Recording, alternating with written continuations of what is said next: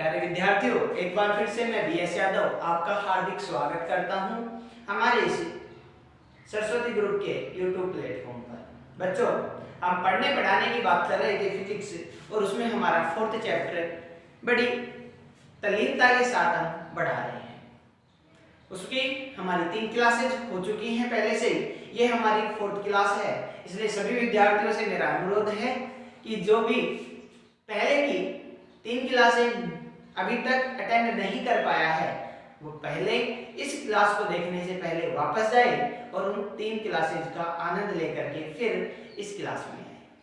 ठीक है, समझ गए होंगे आप मेरी भावनाओं को। बच्चों, हम लास्ट टॉपिक हम पढ़ के गए थे समांतर प्लेट संधारित्र की धारिता। जितना मुझे याद है हमारा लास्ट टॉपिक था समांतर प्लेट संधारित्र की धारिता।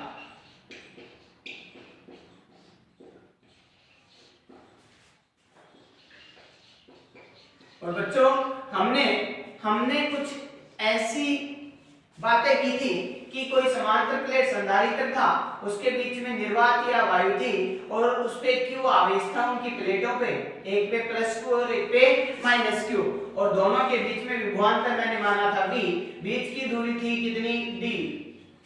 तो यहां से यदि इसकी धारिता C को मैं डिनोट करूं तो आई थी हमारे पास A एप्सिलॉन 0/d। बच्चों, A को आप भली भांति जानते हो कि जो ये प्लेटें थी इनका क्षेत्रफल। A क्या था? इन प्लेटों का क्षेत्रफल। यहां तक की बात आप बहुत आराम से समझ करके आए हो, यहां तक की बात बिल्कुल ईमानदारी के साथ आप समझते हुए आए हो।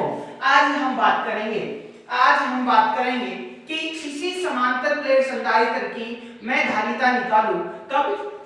कब निकालूं? जब यह पूर्णतया किसी परावैद्युत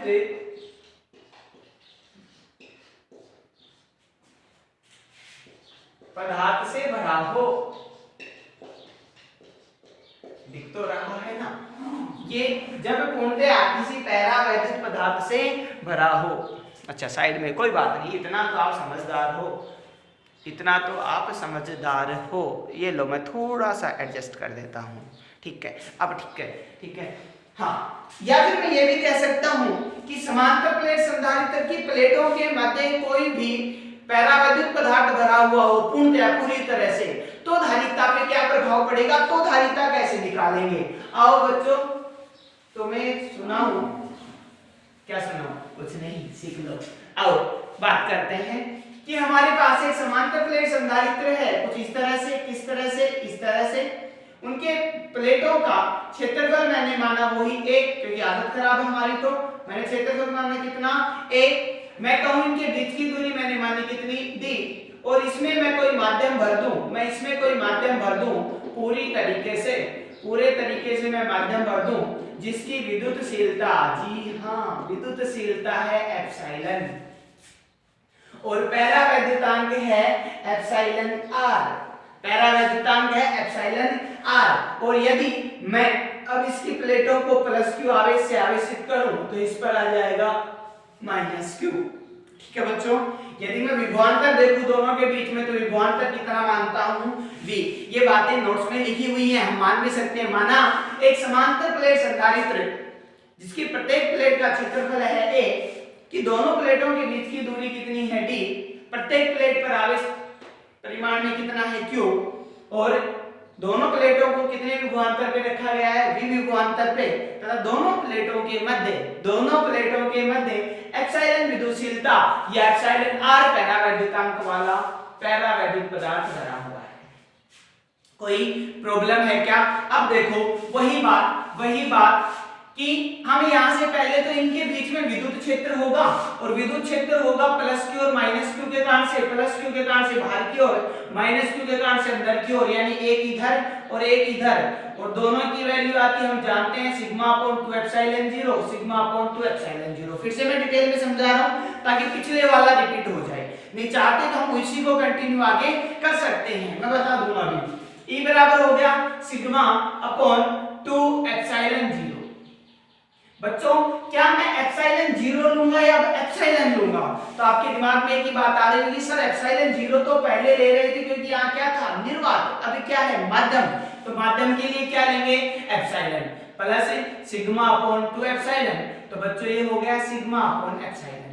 किसकी वैल्यू आई, ई की। सिग्मा को तुम जानते हो क्या है, पृष्ठ आवेश वितरण। सिग्मा क्या है, पृष्ठ आवेश वितरण, जिसको मैं लिख सकता हूं Q अपॉन A एप्सिलॉन 0। यहां तक कोई प्रॉब्लम नहीं आनी चाहिए। ये हमारे पास पहली समीकरण। हमें धारिता निकालनी है C, और C को हम जानते होता है Q अपॉन V। जी हाँ, C को हम जानते हैं होती है Q अपॉन V, और V को मैं E के क्रम में लिखूं तो मैं V को लिख सकता हूं E इंटू डी। V बराबर E इंटू डी, हमने सीखा है पिछले चैप्टर में। तो Q, और ये समीकरण मैंने दिया 2, तो समीकरण 1 व 2 का यूज करो, 1 व 2 से। बच्चों जैसे तुम 1 व 2 का यूज करोगे तो C की वैल्यू आई Q अपॉन E। E की वैल्यू क्या है, Q A एप्सिलॉन 0, और यहाँ क्या है बच्चों, D।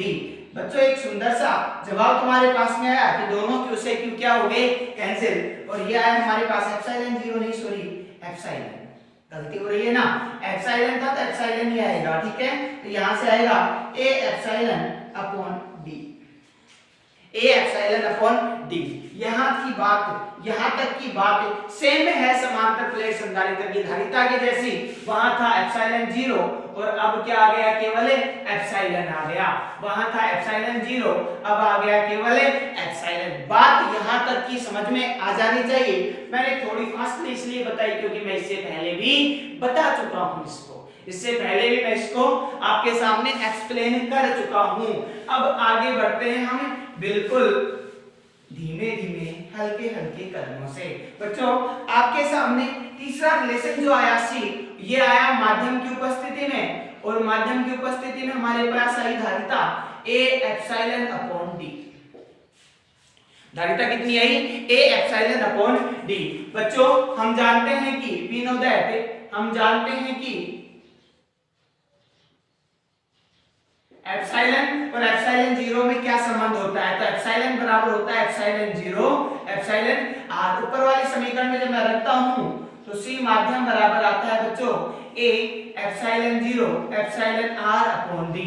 तो यहां से एक दूसरा खूबसूरत सा रिलेशन हमें मिलेगा जो गोलीय चालक के लिए हमने निकाला था, वैसे कुछ यहां से हमें मिला।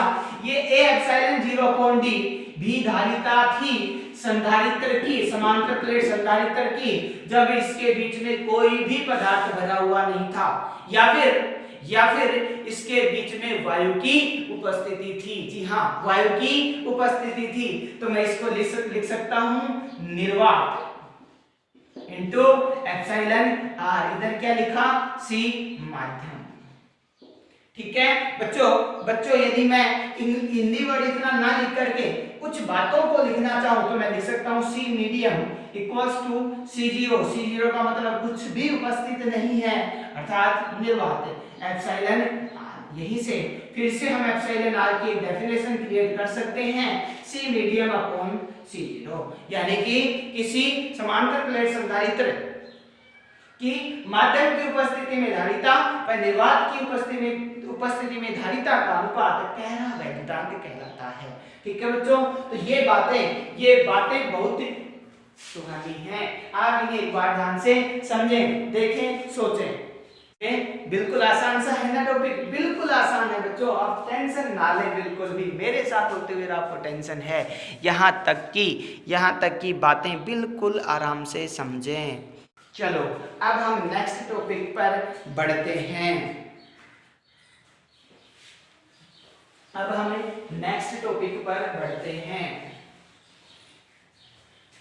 अब इसी को मैं आगे बढ़ा रहा हूं और मैं कह रहा हूं टॉपिक हमारे पास है समांतर प्लेट संधारित्र की धारिता। टॉपिक समझे, समांतर प्लेट संधारित्र की धारिता जब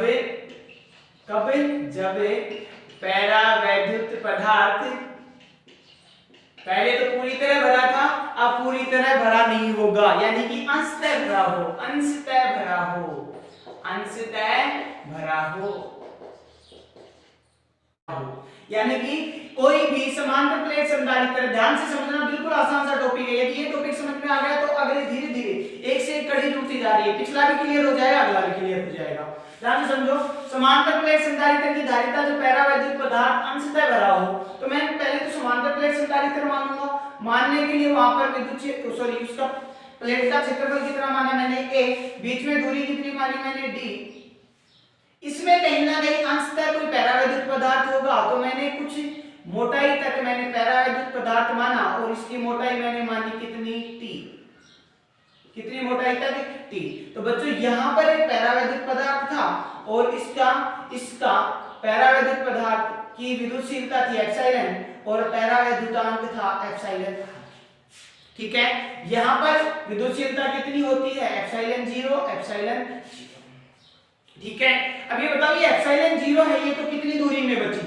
एप्सिलॉन 0 तो बची हमारी कितनी दूरी में? d माइनस t में। इसको हटा दूं इसमें से तो इतने में, और एप्सिलॉन कितनी दूर में बची? बताओ बच्चों, एप्सिलॉन कितनी दूर में बची? ये बची t में, है ना?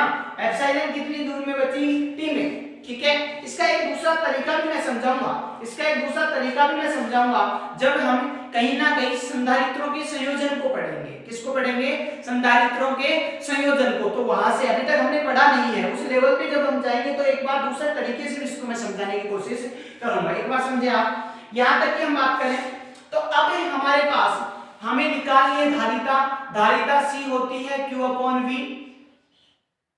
क्यों हमारे पास है ही, V की वैल्यू हमें कहीं ना कहीं निकाल के लानी है, लेकिन यहाँ विभवांतर V एक के कारण नहीं, दो चीजों के कारण हुआ, एक तो पैरावैद्युत पदार्थ की उपस्थिति के कारण और एक निर्वात की उपस्थिति के कारण। इसलिए मैंने पहले तो लिखा V0 प्लस Vn। आप समझ गए होंगे, V0 निर्वात की उपस्थिति में विभवांतर और ये माध्यम की उपस्थिति में विभवांतर। बच्चों विभवांतर होता है E इंटू D, दूरी।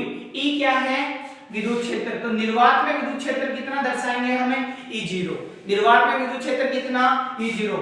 निर्वात कितनी दूर में है? निर्वात कितनी दूर में है? तो आप समझ रहे होंगे, निर्वात है d माइनस t में। ये विद्युत क्षेत्र नहीं है, ये विद्युतशीलता है। यहां मैं बात करूं d माइनस t में, तो यहां हम लिखेंगे d माइनस t प्लस माध्यम के कारण विद्युत क्षेत्र कितना मानेंगे हम? En। कितना मानेंगे बच्चों? En। कितनी दूर में है? t में है सर, बिल्कुल सही कहा आपने। बच्चों यहाँ से E0 और En के बीच में एक रिलेशन हमें देखना है, और वो रिलेशन हमने जब विद्युत क्षेत्र पढ़ा था उस समय जाना था कि जो VEn यानी कि E माध्यम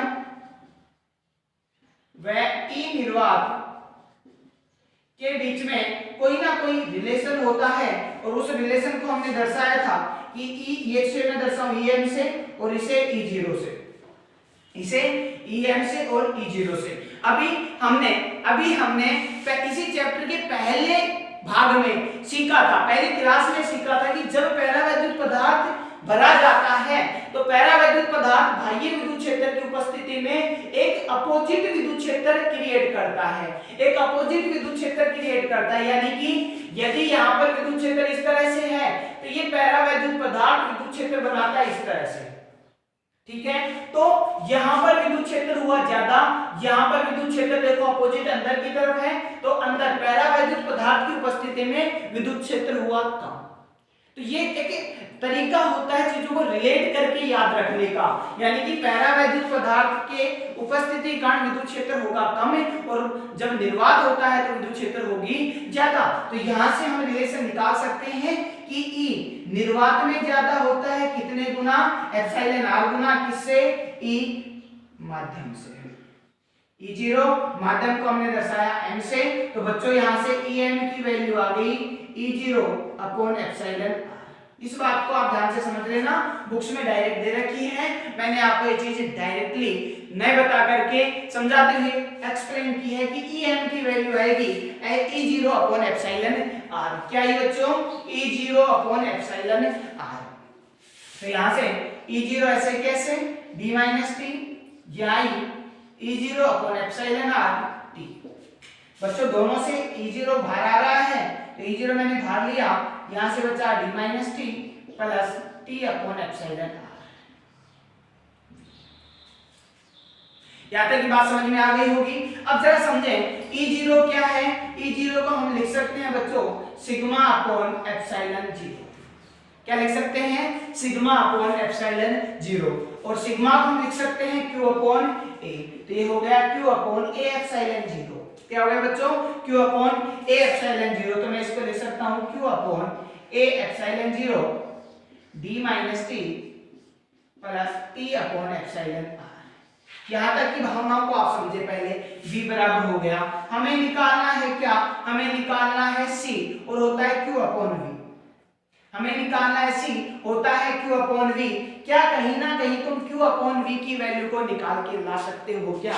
इस डेरिवेशन से। बिल्कुल आसान सा था। एक बार फिर से रिपीट कर रहा हूं। यहाँ पर एक तो निर्वात होगा और एक, क्योंकि पूरी तरह नहीं भरा हुआ है इसलिए एक तो होगा निर्वात और एक होगा माध्यम की उपस्थिति। माध्यम की उपस्थिति मैंने T मोटाई तक मानी तो निर्वात उपस्थित हो गया D माइनस T तक।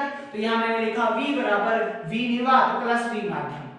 V होता है E इंटू डी यानी E निर्वात इंटू कहां तक निर्वात है D माइनस टी में, V माध्यम E माध्यम इंटू T कहां तक T मोटाई तक। EM और E0 के बीच में रिलेशन होता है कुछ उस तरह से जो मैंने थोड़े पहले आपको समझाया था कि EM को हम लिख सकते हैं E0 अपॉन एप्सिलॉन R। तो E0 अपॉन एप्सिलॉन R जैसे हमने लिखा तो यहां तक से मैंने एप्सिलॉन 0 बाहर ले लिया। एप्सिलॉन 0 को लिख सकता हूं sigma upon epsilon epsilon 0 E0 को मैं लिख सकता हूं सिग्मा अपॉन एप्सिलॉन 0। तो सिग्मा को मैंने लिखा क्या? Q upon A epsilon 0। ठीक है बच्चों, हमें निकालनी है धारिता। तो धारिता के लिए हम क्या होता है C बराबर Q अपॉन V। C बराबर Q अपॉन V। तो यहाँ से Q भी आपके सामने है, V भी आपके सामने है। दोनों रिलेशन को हम बिल्कुल आसानी से निकाल सकते हैं। देखिए कैसे। Q को ले आता हूं नीचे, A बन जाएगा V अपॉन Q बराबर ऊपर तो बच्चा बच्चों हमारे पास D minus T plus T upon epsilon R और नीचे बच्चा बच्चों हमारे पास में क्या? A epsilon 0। बच्चों जब मैं इसको इन्वर्स कर दूं तो ये भी इन्वर्स हो जाएगा यानी Q अपॉन V बराबर A epsilon 0 upon D minus T plus T upon epsilon R और इसी को हम कहते हैं C। इसी को हम कहते हैं C। तो C हमारे पास आया A epsilon 0 upon D minus T plus T upon epsilon R। T upon epsilon R। ठीक है बच्चों, तो यहां तक की बात को आप ध्यान से समझें। ये हमारे पास डेरिवेशन आया कि समांतर प्लेट संधारित्र की धारिता जब पैरावैद्युत पदार्थ अंशतः भरा हो। ठीक है, ठीक है। अब यहाँ से जो इससे पहले दो टॉपिक हमने पढ़े थे, पहला समांतर प्लेट संधारित्र की धारिता और दूसरा जब समांतर प्लेट संधारित्र की धारिता जब उसमें पैरावैद्युत पदार्थ पूरा भरा हो। दोनों डेरिवेशन निकाल के ला सकते हैं। ध्यान से समझना, ध्यान से। यदि पूरी तरह भरा होता, यदि पूरी तरह भरा होता तो D का मान किसके बराबर हो जाता? T के बराबर हो जाता। D का मान किसके बराबर हो जाता? T के बराबर हो जाता। D का मान T के बराबर हो जाता तो D में से T गया यानी T minus T 0। T minus T 0। तो यदि पूर्णतः भरा हो, पूर्णतः भरा हो यानी वो दोनों डेरिवेशन इस डेरिवेशन से आ सकते हैं। पूर्णतः भरा हो तो C माध्यम हो जाता हमारे पास A epsilon 0 upon T minus T, क्योंकि D की जगह मैं क्या लिख सकता हूं T और यहाँ क्या आ गया D अपॉन एप्सिलॉन। इसे मैं लिख सकता था T माइनस T या D माइनस D, जो भी आप चाहो लिख सकते हो। ये हो गया 0 और ये एप्सिलॉन R कहाँ चला जाएगा ऊपर और साइड हमने यही सीखा था A epsilon 0 epsilon R upon D। माध्यम पूरी तरह भरा हो तो जब पूर्णतः में भरा हो यानी कि बिल्कुल खाली होता तो T की वैल्यू कितनी हो जाती बच्चों? 0। T की वैल्यू कितनी हो जाती? 0। तो जब खाली हो तो T बराबर कितना? 0 रखो। A epsilon 0 upon D minus 0 यानी D plus 0 upon epsilon R 0 यानी क्या बच गया? C निर्वात में A epsilon 0 upon D, A epsilon 0 upon D। तो ये बात वहीं से आई है। यदि ये चीज तुम्हें पता है तो पिछले दोनों डेरिवेशन से तुम्हें आ सकते हैं और हाँ इससे अगला डेरिवेशन तुम्हें आता है तो पिछले तीनों तुम्हें आ सकते हैं। तो ये बिल्कुल आसान सा तरीका है। आप उसे एक बार ध्यान से, मैंने समझा दिया, अब रख को भी लेकर के बैठिए, इसे अभी दोबारा करके देखिए। जी हाँ, इसे अभी दोबारा करके देखिए। बाद पर कोई काम मत छोड़ो, बाद पर कोई काम मत छोड़ो, फिलहाल कर डालो जो भी करना है। ठीक है बच्चों, आज के लिए इतना ही काफी है। Thank you, have a nice.